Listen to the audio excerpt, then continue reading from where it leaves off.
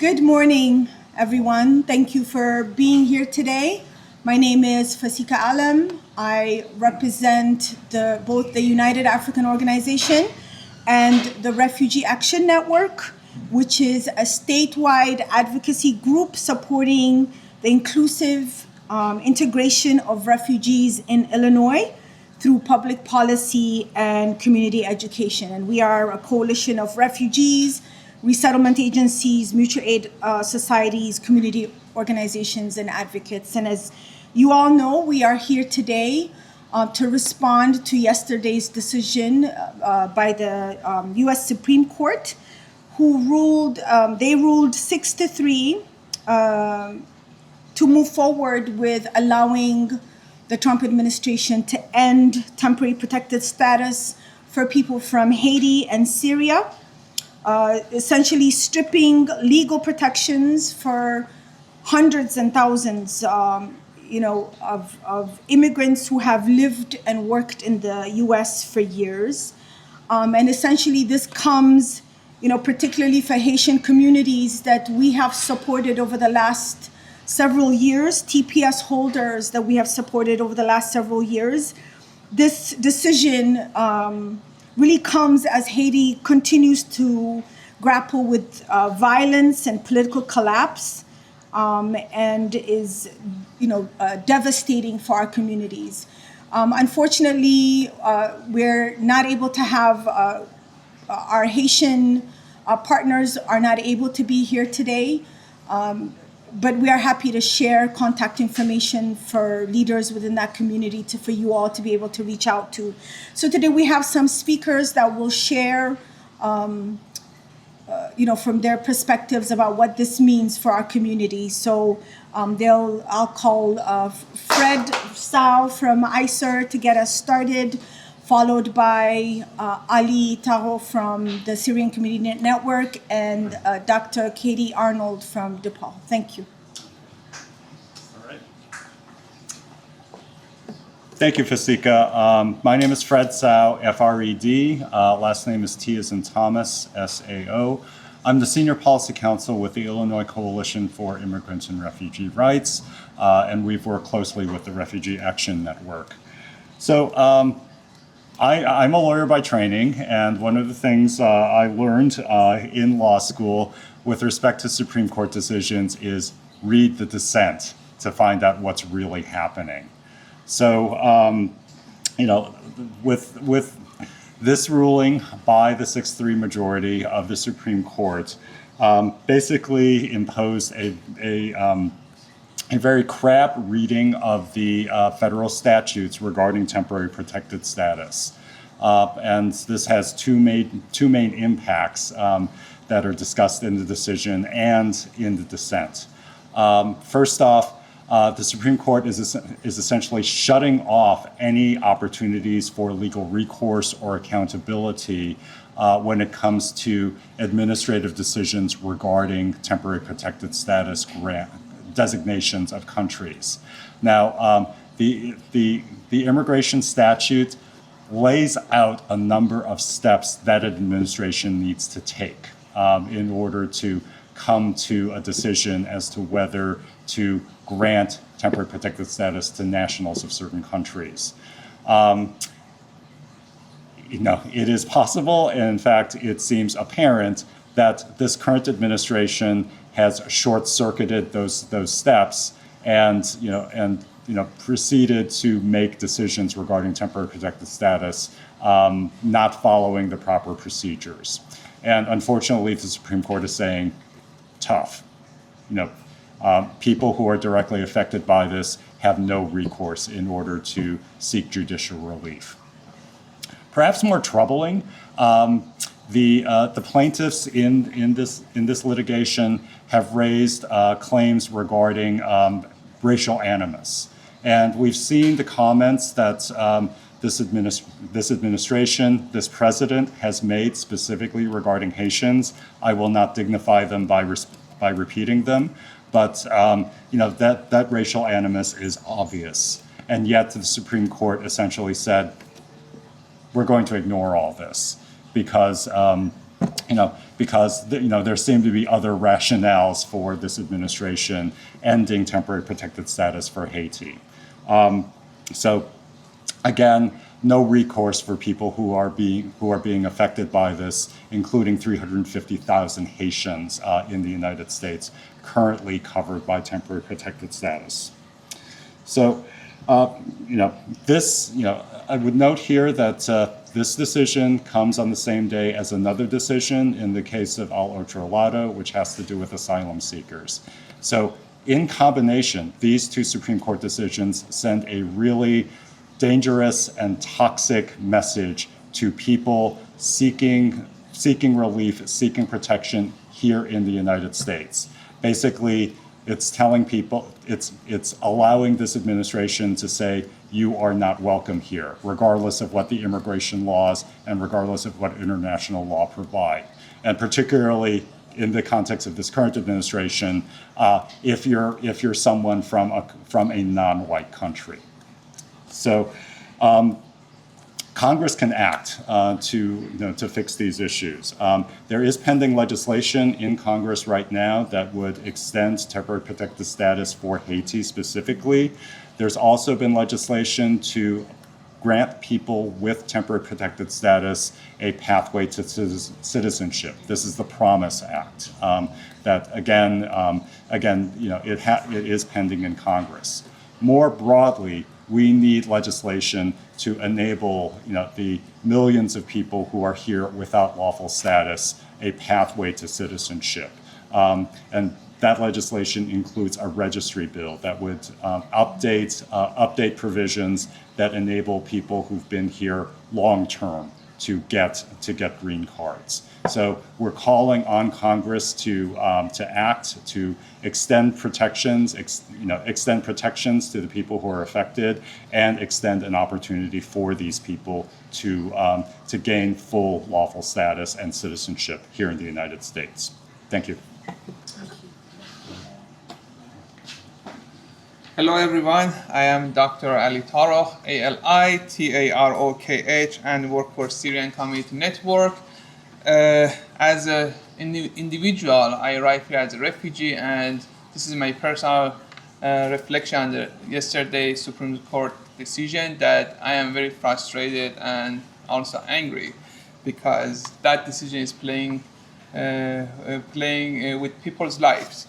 So, but as Syrian Community Network, the Syrian Community Network is deeply concerned by this week's Supreme Court decisions, allowing the termination of temporary protected status for Syrian and Haitian nationals, and limiting access to asylum at the border. This ruling affects more than 350,000 people who have built lives in this country, and they will be felt directly in the communities we serve here in Chicago.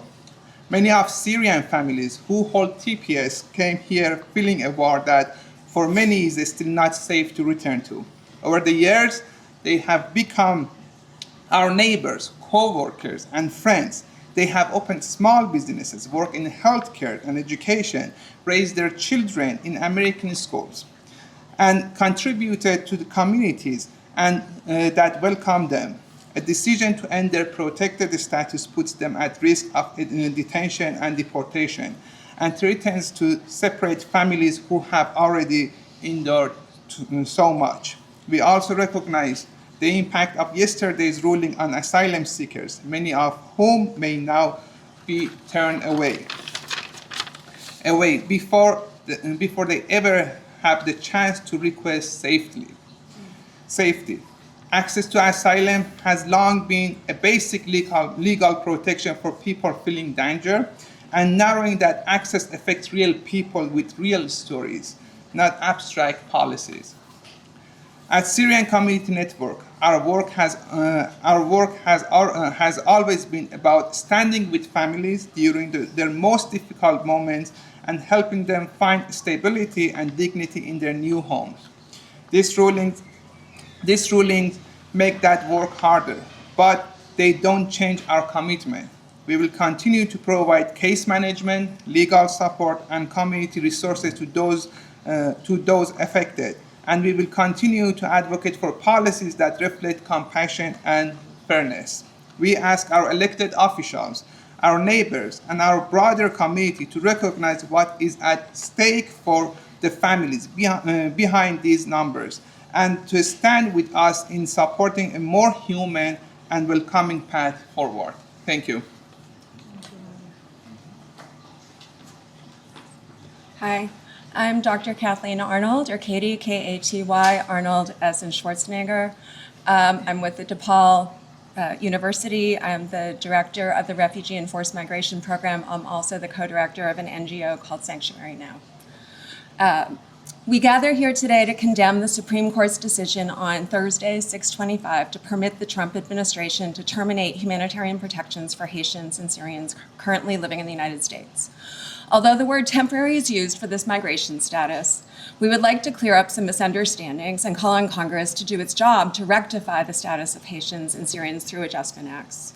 TPS means temporary protection for migrants who often need humanitarian protections and the recognition of some sort of personhood rooted in the 14th Amendment, even if it only confers privileges and not rights. Individuals often have to meet the very tough standards of refugee status, even though they only have TPS. The government has, over the years, pressured these individuals to take TPS, and so this is not something they chose, but something that often occurs before they enter the courtroom. And it's very important to understand they accepted this much like a plea deal that does not fully protect them, right? Haitians and Syrians, right, have stayed for years. So the word temporary is simply the label, right? But the lived experience is the opposite, de facto. It is very often a status that people have lived for years with. They have lived and worked in our communities. Their children have made friends. Their teens have gone to college, and they have taught us so much in our geographically isolated country. They have formed important communities in major cities like Chicago and Boston. TPS became, again, one of the most prevalent statuses in recent decades as the government, again, began pressuring people to accept this. So again, this is not something that was based on their temporary needs, but the one category that they could get. To suddenly rescind this status and deport groups back to countries experiencing high levels of displacement, conflict, and food precarity, right, wholly violates the principle that we are all equal and have equal inalienable rights. It also violates the international principle of non-refoulement. We question the Supreme Court's authority to permit this based on the plenary power doctrine. Congress is the correct institution to make such a life-altering decision affecting the fate of so many people. In the Chinese exclusion cases of the late 1800s, the Supreme Court created a set of powers called the plenary power doctrine, which gave sole and exclusive authority over all matters of immigration to Congress and to the executive. Historically, this has been interpreted as a power to Congress primarily and the executive secondarily. While these powers have had a problematic history, I'm certainly not a defender of this set of powers, they have indicated that only legislators should have power over foreign policy, including migration policies over foreign residents. This is not just important for migrants, right, who have lived here, but a number of people who would be affected, right? The dismantling of this is not simply targeting two groups, which again, as the other speakers have noted, is highly racialized, highly selective, and quite unfortunate. We have gone back. But this also serves to dismantle broader guarantees for refugee status and 14th Amendment guarantees. So we demand, right, that this be undone, that Congress finally do its job. We oppose the sudden suspension of all rights for these groups, and that legislators restore faith in the law and the Refugee Convention particularly. Congress must now act on behalf of these groups, but also the constitutional principles and case law behind all humanitarian protections. What is not recognized is that it's not just enforcing the law, but enforcing a specific interpretation of discretionary powers, undermining other policies and democratic norms, most notably the Refugee Convention that we adopted in 1980. There are competing claims even at the legal level, and the most authoritarian version of this was superseded yesterday. Right? And the other legal guarantees have been trumped. This allows the Supreme Court to authorize the removal of the right of existence, not even the right to vote for certain groups. As Hannah Arendt famously put it, losing even the most basic rights to live means these groups do not even have the right to have rights. Congress must do its job. I don't know where it's been over the past year. When I teach about liberal representative government to my students in the past tense. Congress, please reappear. Do your job.